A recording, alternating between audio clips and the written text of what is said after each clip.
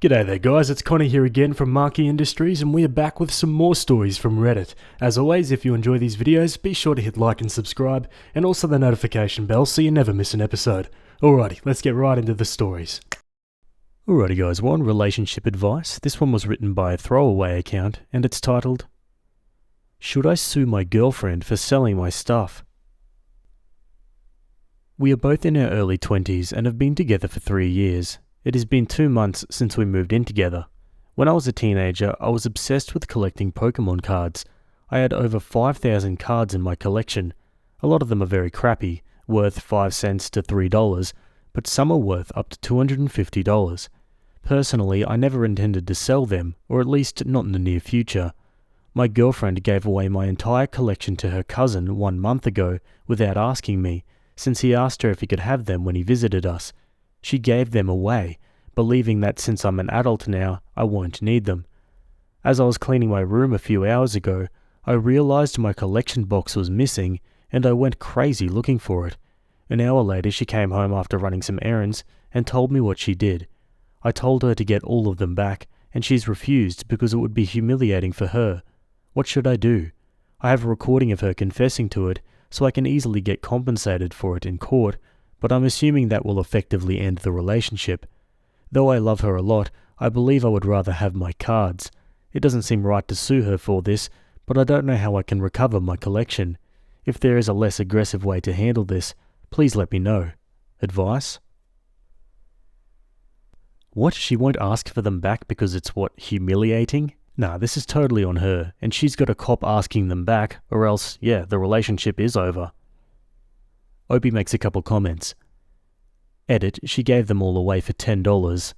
Someone asks, do you have an estimate or the total value? Opie says, 5 to 5,500 in today's value. One comment says, I'd agree, this is a deal breaker. What an ass. She's more concerned with her ego than fixing her mistake. Yes, I saw he refused, but she did not try hard enough. Has she even apologized? I bet she kept the $10 too. As for the cousin, what an a-hole. Obviously it runs in the family. OP, I guess you have to go over and explain the collection wasn't hers to give or sell. How snotty you have to get depends on what they do about it, I guess. Also, most likely you'll have to give that snotty kid $10. Edited to say you'll probably have to take your girlfriend to small claims court since she doesn't want to embarrass herself. Someone says, please update with the decision you made. OP says, defo contacting the police because apparently I'm a man-child with ego problems who just wants to humiliate his girlfriend in front of her family members. Like what? Someone says, no, you shouldn't sue your girlfriend. It seems like you're ready to break up over this. Just insist on getting your cards back. Talk to the cousin and their parents directly if you have to. That's a better option than paying thousands of dollars for the court to intervene. Please upvote this. Court is not cheap, and that better be the most impressive hoard of cards ever, or you're not going to get anywhere near the value of the cards just to see a lawyer and have him tell you there's no way to get this to court. Opie replies, they're worth 5 to 5.5K in terms of today's value, and more importantly, they have sentimental value to me, and I'm pretty sure that's something. One other commenter suggested this is something the police would be able to handle, so there's no need for any court, so first I'll try that and hopefully I get them back. Thank you for mentioning how expensive that could be, so I'll definitely keep it as a last resort. Also, the small claims court can only award me up to $1,000 equivalent to my currency, which is not the monetary value of the cards. There is also sentimental value, which is worth way more. My sister is a lawyer, and she said since the monetary value is huge, the police will get involved and treat it as a serious matter. I've given her time to think about it, but if she doesn't do anything, I'll go and file a first information report against her and the cousin since I won't have any other option at that point. Oh, let's see what happens. An update 2 months later. Holy crap, never thought this is how this year would end. A lot has happened since my first post. First, thank you for the support, some tips, and good luck. I'll start by clearing some assumptions. In my original post, I said though I love her a lot, I believe I would rather have my cards. This statement alone ticked some of you, so let me elaborate on that. My first ever 300 cards were from my father's collection. He died of hepatitis C. He was quite into gaming. My mum kept his cards for years and gave them to me when I was in my early teens and I got hooked. I grew the collection to 5,000 cards. There was immense sentimental value attached to those cards. After my girlfriend refused to talk to the cousin, he refused to give me the cards when I asked, his parents being jerks to me, and I took the legal route, filed an FIR. Initially, I had trouble since the police didn't care about some cards, but my sister, who is a lawyer, or she's about to become a lawyer, told the police the estimated value, and they got interested. We told the police 5 to 5,500 value of the cards. Things took time, but the police eventually confiscated the cards, 4,987 of them, and got them appraised by a company. They came back with a value of approximately $6,000. I told the police the missing cards were also of substantial value since they were very old. Son of a bee sold the one my father left behind. Cousin told us who he sold to, and those people gave back the cards with no problems. Right now the police have all the cards. The cousin who I knew had his eyes on my cards threw my girlfriend under the bus. I know this because he wanted to buy those from me in the past, but I refused. He told the police he bought those in good faith. My girlfriend also tried lying to the police, but since I had her on recording, she got into even more trouble. She got charged with grand larceny and also fined for lying to the police. I should get the cards by the end of this month or by early January. The police just said they need to finalise and file some reports, and then I can have them. As for proof of all this, I had the cards' photos front and back, along with some receipts. Some of you are also saying that I should take this to small claims court. This amount is too big for that, at least where I am. Edit, I forgot to add my sister wants to sue all of them for emotional distress, but I don't about that. Any advice on that? One comment says, probably time to quit referring to her as your girlfriend.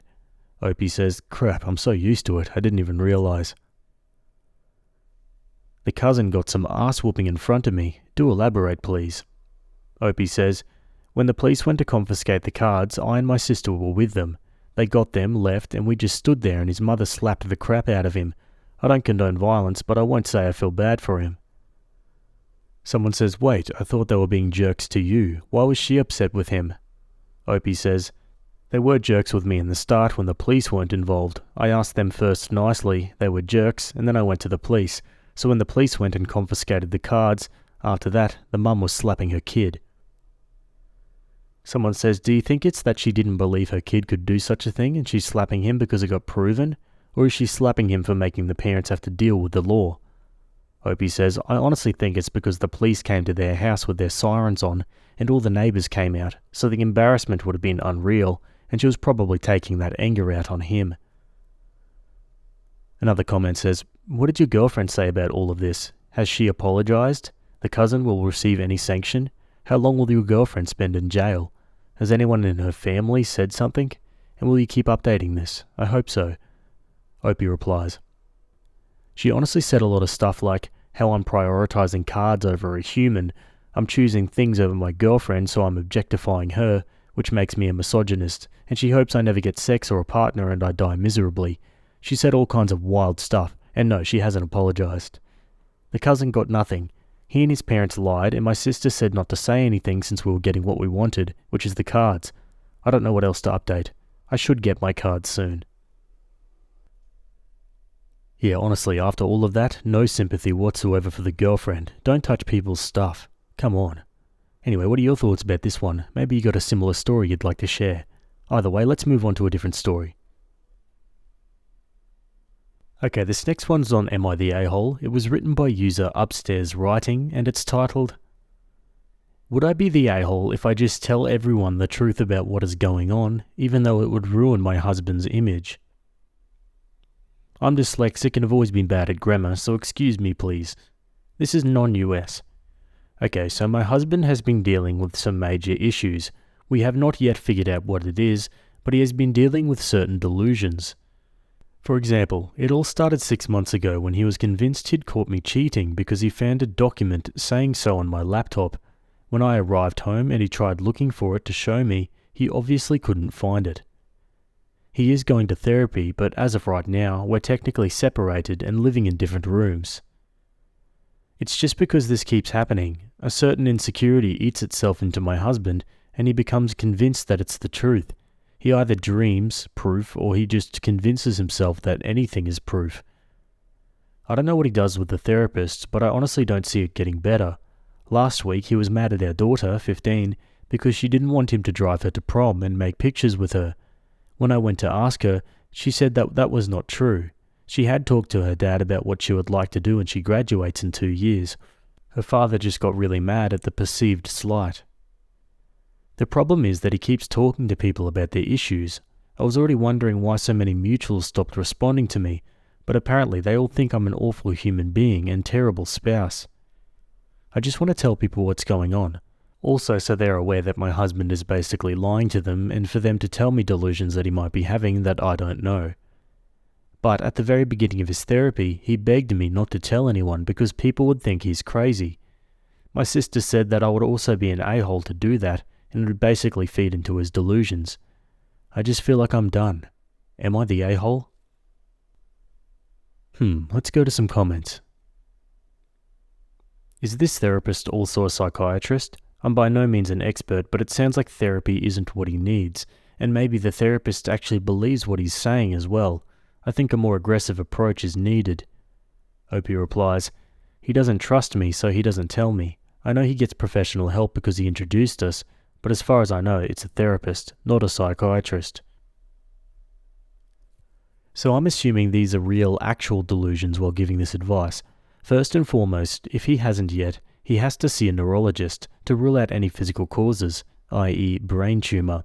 And second, can you have a therapy session with him and his therapist? Tell them what's going on with your friends and family, and come up with a mutual solution. With the therapist there, they can help your husband see how this is affecting everyone. In my opinion, this is really messy and could potentially devolve into a dangerous situation. It's not fair to anyone involved. I think if they are real delusions, I would need to tell those very close to us. Only ones I knew loved him and would protect him, ideally with him by my side while I told them. But, and a big one, I would need to speak with him and his therapist about it first. This needs a professional, delicate hand to guide it. You need help with this too. You at the very least need someone, a friend or family member you can trust, to lean on. But you should also have a professional to talk to and help you cope with this. Not the a-hole, just needs to be handled in an extremely delicate way, with much discernment, professional guidance, and love as humanly possible. Opie replies, obviously I'm not in the medical field, but I can't describe them as anything else, mainly because we've not done any of the things he convinced himself of. For example, he was convinced our oldest daughter, 19, was pregnant because she said no to sushi. She was just not in the mood for raw fish. So my husband obviously became obsessed with the idea that our daughter was pregnant. He would go to full rants saying how dare she, and we gave her everything, etc. Not the a-hole. Keeping his secret is pushing your support network away because he's telling them his delusions. In order to take care of him, you need a functioning support network. Perhaps you could talk to him about a few select friends you trust not to gossip, and explain that he's asking you to carry the weight of his constant accusations alone, and that it isn't possible for you. While I agree telling everyone isn't a good path, you need trusted friends you can talk to. That is an incredibly hard situation to live in. Yeah, some sound advice there. Let's go to an update. First off, thank you all for your feedback and support. I took some time to process everything, and honestly, I was at my breaking point. The situation has escalated in ways I never imagined, and I've made some tough decisions. After I posted, things started to unravel quickly. About 5 months ago, when my husband's behaviour first started escalating, I quietly consulted with a lawyer here. At that time, his delusions had begun to affect our daily lives, and I knew I needed legal advice. The divorce process requires a period of legal separation before the divorce can be finalised. We initiated this process, and I requested full custody of our 15-year-old daughter, given her increasing fear of her father. The court was also concerned and ordered a psychological evaluation for my husband to assess his mental fitness for parenting. A few weeks into the legal separation, my husband's paranoia worsened. He started placing Apple AirTags on my car and in our 15-year-old daughter's backpack, tracking our every move. My daughter was the one who found the AirTag in her bag and was terrified. When I confronted him, he insisted it was for our safety, but it was clear to me that his paranoia was spiraling out of control. This incident deeply affected our daughter, who began refusing to see her father. Around this time, my mother-in-law reached out to me. She was concerned because my husband had accused her of cheating on his father, something that was completely out of character for him. Father-in-law didn't believe it for a second, but was deeply worried about his state of mind. Her reaching out was a small but much-needed relief. She acknowledged that his behaviour was erratic and offered her support, knowing that something was seriously wrong. My older daughter, 19, had also become involved in the situation. She had been quietly documenting her father's behaviour for months. She recorded 3 different occasions where my husband went on delusive rants. The first was about how I'm supposedly cheating on him with one of my co-workers, a man I barely interact with. The second was about how our 15-year-old daughter was secretly dating someone older and lying to him about it. The third was about how the entire family was conspiring against him to make him look crazy. Watching these videos was heartbreaking, but they validated everything I'd been dealing with privately. Things escalated further when my husband almost attacked one of my colleagues. He had convinced himself that this man was the affair partner I was supposedly seeing behind his back. It took all my strength to physically separate them before the situation turned violent. As the legal process continued, my lawyer informed me that due to the severity of the situation and the psychological evaluation ordered by the court, my request for full custody was strongly considered. In Spain, courts typically prioritize the well-being of the child, and given my husband's mental state and the danger he posed, it seemed likely that I would be granted full custody of our 15-year-old daughter. She had made it clear that she didn't want to see her father, and the court was taking her wishes into account. In the midst of this, my 19-year-old daughter decided to take matters into her own hands. She posted the 3 videos she'd recorded of her father's breakdowns on Instagram, along with a compilation of texts, photos, and other evidence that she had collected over the past few months. Her intention was to show the world what we'd been enduring, but it quickly turned into a public spectacle. The backlash was intense. Some people were horrified and reached out with sympathy and support, while others criticized us for airing dirty laundry and accused my daughter of betraying her father. As the divorce process continued, my husband's mental health became a significant factor. The psychological evaluation ordered by the court revealed the depth of his delusions, particularly around cheating and female sexuality. It became clear that he was not fit to make decisions regarding our daughter's well-being. The evaluation supported my claim for full custody, and the court is now in the process of finalizing that decision. In the meantime, all communication between my husband and me is being handled through our lawyers, and I'm ensuring that any interaction between him and our 15-year-old daughter is supervised. Given the severity of the situation and the damage done to our lives, I'm making plans to move away with my daughter once the legal proceedings are finalized. My reputation in our current community is shattered thanks to his delusions and the lies he has spread. Starting fresh somewhere new seems like the only way for us to heal and rebuild our lives. I never wanted it to come to this. I still care deeply for my husband, but I can't keep sacrificing our well-being for the sake of his image. The revelation that he's been lying to his therapist, or rather his unqualified life coach, was a breaking point for me. I realized I couldn't trust him to get better on his own. Thankfully, some friends have started to see through his stories and are reaching out to support us, which gives me hope. But I know it's going to be a long, difficult road ahead. For anyone else in a similar situation, please know that you're not alone. This has been the hardest decision I've ever made, but sometimes you have to do what's best for your own mental health and safety, no matter how much it hurts. Thank you again for all the advice. I'm hopeful that this is the first step towards a better future, even if it's a painful one. Opie edits again. I thank everyone for their supportive words, especially the people who have been through something similar. Thank you so much for sharing with me. It makes me feel less alone. Also, just because I've seen that a lot of people have not been able to read my first post, I have tried everything from getting him to a real psychologist to having him committed.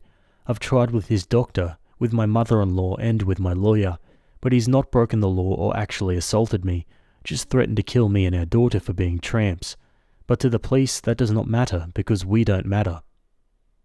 So please, all the suggestions you have and suggestions to get him committed or that he might have a tumour or dementia or schizophrenia, please stop. I have no fight left in me. I also have no legal ground over him. I can't care anymore or I'll drive myself insane. He still has a support net. He will never be alone.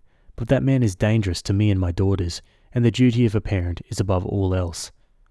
So again, please stop suggesting what he could have or what I should do regarding him, because that job is no longer mine. Now for a new update. Last week, my husband showed up at our home completely out of control. He wasn't supposed to be there, but he came without any warning, and right away he started yelling. He was accusing me and our 15-year-old daughter of being against him, saying we were plotting to destroy him. He was furious. I tried to calm him down, but it just made him angrier. He started throwing things and shouting that we were ruining his life. Then he turned on our daughter. He called her a tramp and said she was supposed to be the good one, but she had turned against him too. He was moving towards her like he was going to hit her, and I got between them to protect her. That's when he shoved me so hard I hit the wall, and he slapped me across the face. I was stunned, but he didn't stop. He grabbed my throat and started strangling me.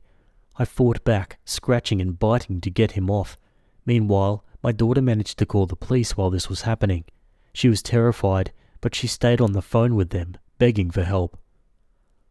When the police arrived, they arrested him right away. He's now facing charges for domestic violence, and the court has put a restraining order in place.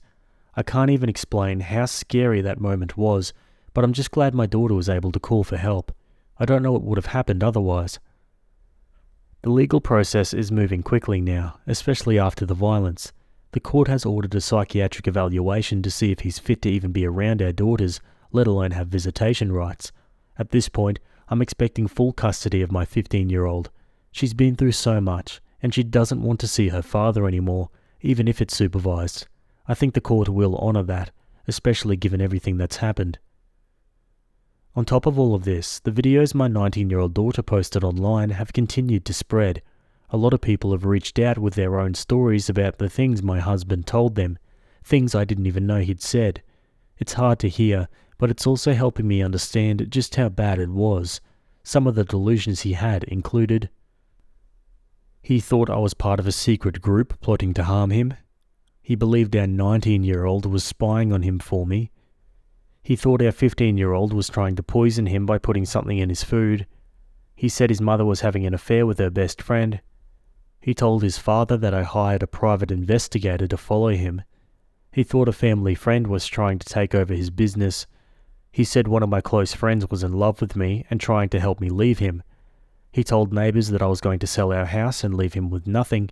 He believed my boss was helping me hide money into offshore accounts. He thought our daughters were hiding secret phones and communicating behind his back. He accused me of manipulating our children to turn them against him. He said his sister was trying to steal his inheritance. He believed I had hidden cameras in the house to watch him. He accused me of using witchcraft to control his mind, and he thought I was planning to flee the country with our daughters. It's been overwhelming to hear how far his paranoia went. Some friends have apologized and now understand what was really happening, but others still believe his stories, and that's been hard. I'm not sure how to fix all the relationships that were damaged by this. I've also been getting a lot of questions about what has happened with my daughter's therapy and the divorce process, so I'll explain a bit. At first, we had to put my daughter into telehealth because we were waiting for an in-person spot with the therapist we were referred to by our doctor. It took some time to get that set up and approved, but now she's seeing someone regularly and it's been helping. As for the divorce, it could have been simple, but my husband has turned it into a high-conflict situation. I've been so frustrated with how slow it's been going, especially because it didn't need to be like this, but because of everything he's done, the courts have had to be more careful, and it's taking longer than expected. I'm only communicating with him through lawyers now.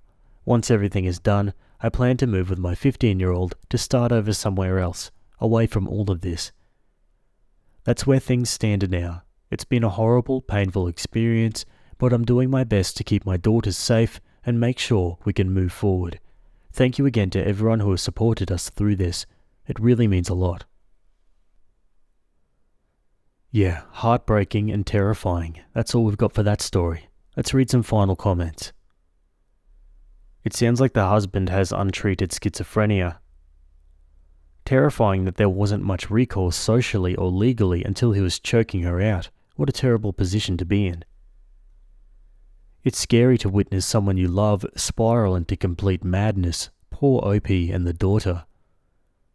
Yeah, I experienced it with two of my grandparents. Luckily it never got to violence, but seeing one grandparent start getting frustrated that no one is acknowledging that the couch was levitating and having conversations with no one, and then seeing another grandparent just become a shell, forgetting to wear clothes and sitting in a chair with vacant eyes, only becoming lucid enough to talk about the shadow people watching us from the outside, black figures standing on the roof across the street, walking by the windows and standing in the street. Really not looking forward to having to go through that again in 15 to 20 years with my parents, or experiencing it for myself in 30 to 40. People don't understand mental health until they're faced with it. My husband has been in and out of a psychosis since 2020. He's accused me of doing some horrible things, including some of the things Opie has experienced. I tried so hard to help him, but instead it's cost me everything. When he comes out of the episode, he doesn't remember half of the stuff he said or did, but when he goes back into it, it gets progressively worse. We are finally separated, but I have many people telling me that I've abandoned him and should stay with him, and that it's my fault that he's going through this. I love my husband very much, but he has destroyed me. I can't blame him for everything that's happened, but he pushed me to make some bad decisions. I just hope he gets the help he needs and doesn't go through his episodes anymore. Okie dokie folks, and we're going to leave that one there. Let me know your thoughts down below in the comments. Either way, we're going to move on to another story. Okay, we're jumping back over to relationship advice. This one was written by user Snoo, and it's titled, How do I tell my friend that she's the reason I won't go swimming with the friend group?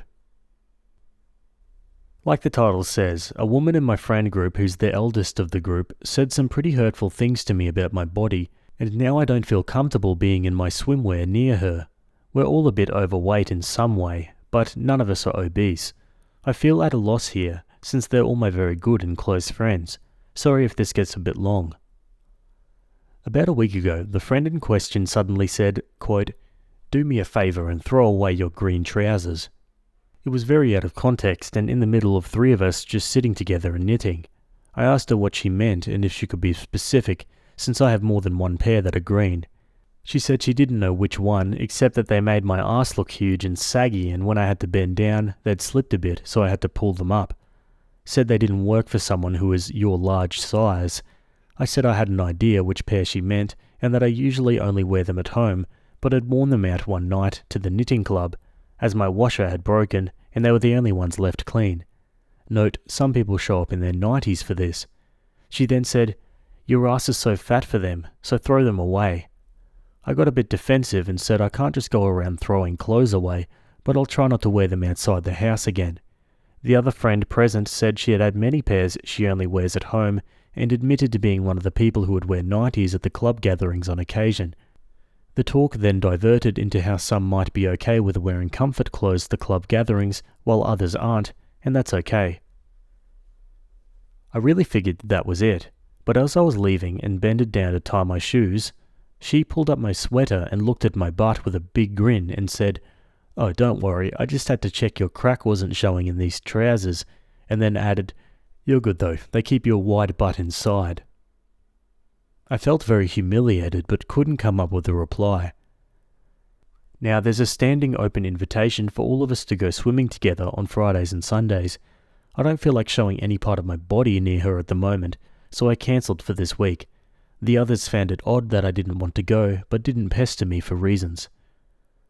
I know that if I single her out and the thing she said is the reason I don't want to go, then I'll be told I'm making a big deal out of the things and can't take constructive criticism. I know this since the group used to have one more member who didn't take well to constructive criticism of her knitting. The others thought she was just being dramatic and couldn't handle friendly help. Is there a way to explain that I don't like it when someone points out my bodily flaws without necessarily pointing fingers? Or is the only way out to set clear boundaries and then just accept the outcome, whatever it may be? What? How the hell is ridiculing anyone like that constructive criticism? What a cop-out. Let's go to the comments. This person is not your friend. I would just go to the group activities and blank the hell out of her, and I mean that very literally. Opie replies, one of the others in the friend group has been my friend since I was 19. She can be a bit blunt, but is one of my few long-term friends. I'm worried she's going to side with her, as we had a falling out some years ago over a comment she made about finally not being the fat friend in the group anymore since you've taken over. No one ever viewed her as fat in any way. I'm going to tell the 52-year-old that what she said hurt me and wasn't in any way wanted advice or constructive criticism. I'm just very non-confrontational. Okay, guess what? That person isn't your friend either. Frankly, they both sound like a pair of nasty B-words, as that's exactly how they come across. I think your life will improve without these people in it. Opie replies, the sad part is I'll be down to, once again since my teen years and that 1 year fallout from above, only having male friends. Why are women so difficult to deal with?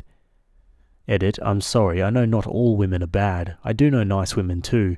It just happens to have been mean girls in my last few friend groups, and I lashed out at women in general. One comment says, I have female friends who are supportive and lovely. They would never speak to me the way either of these evil C-words talk to you. It can take a while to find your tribe, but there are good girlfriends out there. Opie says, I think I jumped the gun with saying I have no female friends. I have one, but she lives in another country, so we don't really see each other that often. Far less since the UK decided to leave EU, so now we need a visa to see each other. But finding a tribe has always been a problem for me. I guess I never really found that good group of girls. Love, it's not women at large. This friend group sounds incredibly cruel and toxic. I have a very close circle of women friends, and loads more in the outer circles, and none of us would speak to each other this way. Opie says, I know deep down, and I do know some absolutely wonderful women. It's just been a lot of bad experiences in my life with groups of women who turn out to be mean. Someone else commented about how mean girls can sniff out an insecure girl from miles away, and I think that might actually be my problem. Someone says, are you in the UK? I'm a UK-based knitter who would love more female friends. Opie says, no, sorry, I'm in Denmark. Have you looked into getting tested for autism? Sincerely, a woman with autism with the same problem who has discovered a lot of ASD women have this issue. Opie says, I'm on a waiting list to have it checked. In my country, it's currently 1.5 to 2 years waiting time. I've been waiting for a while now, so hopefully sometime next spring I'll be called into the psychiatrist. Those women sound horrible. What are you doing with a friend group that bullies you? I was horrified reading your post. Opie says, it didn't sound so bad in my mind. If it weren't for the actual touching to lift my sweat apart, then I probably would have thought I was just overreacting. But then I recently started spending more time on Reddit, and that got me thinking maybe I was right to be very offended. I'm very happy to be able to ask kind strangers what they think of a situation, so I can stop feeling so insecure about my own experiences and emotions, because like you said, it feels like there's an unbalance in my mind of what's okay to be subjected to and what's not. Constructive criticism of knitting, although kinda weird, is completely different than body shaming. But just for the sake of your friend who knits, did she ask for feedback? Was it just a hobby she did for fun? Was someone making fun of her knitting, or were they really giving constructive feedback? I'm not asking these questions hoping for an answer, but rather pointing out that even constructive criticism on a hobby can be unwarranted, unhelpful, and insulting. Opie replies, I'm going to try to answer as well as possible. No, it wasn't wanted advice or even helpful. The no longer friend shared a picture of a pattern. I said it looked fun to knit, though not my style. Then added I could see no longer friend knit it and rock it. Another one in the group said personally that she thought it was ugly. This prompted the 52 one to say it was dead ugly, and the no longer friend was probably not even skillful enough to knit it, and how it would also look horrible on any person. There was a lot of back and forth.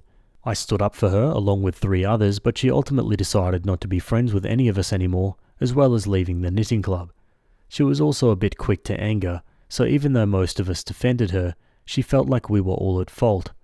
I did take a break from those friends back then because how they treated her was not okay with me. However, my longest friend is in this group, and I don't want to lose all of them as friends. I've been a bit on the fence with the 52 one since then, but she's been best friends with another one in the group. I think 52 might be a lot like your ex, thinking she's actually doing something good and helpful with saying these things. She just doesn't get that it's hurtful and not wanted. She also doesn't read reactions well, I think. At least I'm pretty sure I looked offended and choked at her remarks. If she and the others take offense to being told in no uncertain terms that I won't stand for remarks on my body, then I guess it's just the way it is. Someone asks, why can't you and ousted knitting friend hang out together again? She sounds way nicer than the others. Opie says, we were hanging out outside the group for a while, but she and her husband recently moved to the other side of the country to be close to their new grandson. I think she also just needed to get away from the area, since she's a very black and white person and had managed to make a few neighbours very upset with her. Quote, none of us are obese, as if it's okay to make fun of obese people. Opie says it's not. It's horrible to make fun of any person's body, be they skinny, obese, or with a larger than average nose. And typing that out makes me realise I need a new friends, because these people aren't nice. Okay, all those comments, and she's finally come to the realisation that, yeah, she needed to get rid of these people. Thank God. Opie gives a mini update. I'm doing okay, but I haven't been able to confront anyone or meet anyone yet though. I managed to become sick with a flu of sorts, so I've been out of all socialising for a bit more than a week. I'm getting better and hope to be well enough to have this talk by the weekend, where there's a planned meet-up. I want to do it in person, rather than via text. Now for a proper update, 10 months later. Last year, a now former friend of mine made some very rude comments about my butt in a pair of green trousers. I asked for advice on this on another sub, so you can read the entire thing from my profile if you want to. The short version is, she suddenly, without any prior context, told me to throw away my green trousers, since my butt is too big for them. She then, a few hours later, proceeded to pull up the long sweater I was wearing that day, quote, just to check if your ass is too huge for the ones you're wearing today. It was very humiliating, and she did it in front of other people, including her husband. That day I was wearing leggings that were slightly see-through, hence the very long sweater covering my butt. I've since moved on from this and made some new and better friends who are in the same knitting club.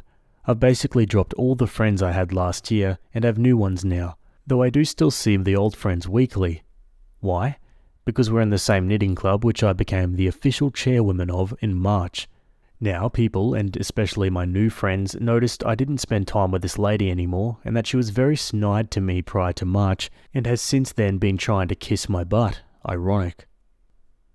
The revenge was petty and just became better as time went on. Every Tuesday since last November, I've worn the exact pair of green trousers she told me to toss. I keep them washed and ready to wear every Tuesday night. A few of my close new friends were let in on the whole green trousers and my butt being fat, and they decided to also wear green trousers every Tuesday, and got some in the same shade of green. Being the chairwoman, a few who aren't in the know realised we were wearing green for knitting, and started doing the same. For summer, 2 others even made a point of sewing green shorts, so they could continue to wear green. So now, every single Tuesday, this lady has to be surrounded by other women wearing green trousers, shorts and skirts, all in the same green hue, constantly being reminded of my fat butt, which is also there in the green trousers. I thought you might like this petty revenge, as I'm hanging my trousers to dry, so they're ready for tomorrow. Ha, that's brilliant. Let's read some final comments. This has me in stitches. Glad you enjoy this. Trust me, it brings me special joy too. Love this so much. Cheers to that fat ass. It's a glorious ass and one I'm proud to flaunt in green. I would just keep bending over and making sure she could get a good view of your big bum just to make it extra petty. I should ensure to drop something tomorrow then and position myself correctly to pick it up again. I'm just confused from the start. Isn't having a big butt a good thing? Opie says, one would think so in this day and age, and I've come to appreciate it over the last almost year. But growing up and being a teen in the early 2000s, having wide hips and a big butt was not cool, and I've suffered from the bad body image all my life as a result. Sadly, many people who are my age or up still think of the no butt, no curves and no fat as being peak beauty. I'm happy to say I'm no longer one of them, and I don't really care if other people view me as fat or whatever they want, as long as I'm comfortable with who I am. Out of curiosity though, how did she go from talking smack about your butt to kissing it?